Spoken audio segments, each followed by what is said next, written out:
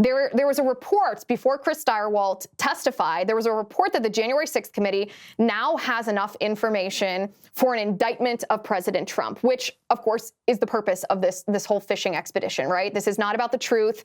This is about convicting Trump so that he's not allowed to run for office again. It's about criminalizing your free speech, conflating concerns about election integrity with actual violence, saying, oh, if you thought there was a problem, then you're inciting an insurrection. Therefore, the government has a right to stifle you and to silence you. You're not allowed to say anything about Mark Elias and that electioneering. No. And big tech will also silence you. And then, of course, the Democrats want to push their radical leftist voting agenda, which will essentially federalize state-run elections so that the federal government is in charge of an election. It would go something like this. A Democratic incumbent president would actually be in charge of administering his own reelection. That's how corrupt, that's how nuts this is. But I don't believe this report, for one thing, that the January 6th committee has enough information for an indictment, especially because this is the witness. Chris Stirewalt is the witness that they had today, their star witness. And what exactly was he testifying about? If you define the information that he was discussing, he was talking about dysfunction behind the scenes at a cable news network. Oh, the drama. No.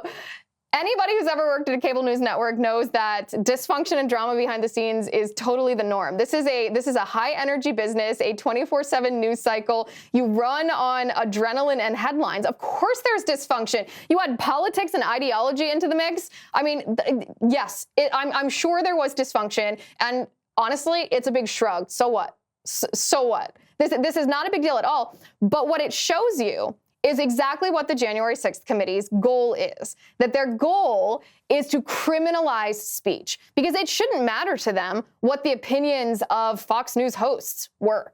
It shouldn't matter to them what the opinions of this decision desk were.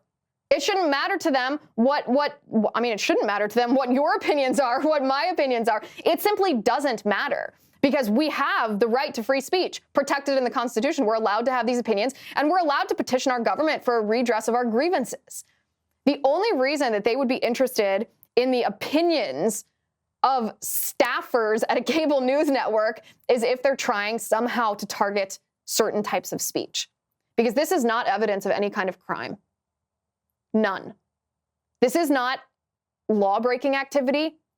A narrative itself, an opinion, a tweet about election integrity is not a crime. The president at the time, Trump, talking about issues with election integrity, even if he was wrong about certain things, even if he amplified Giuliani or the Kraken, still not against the law.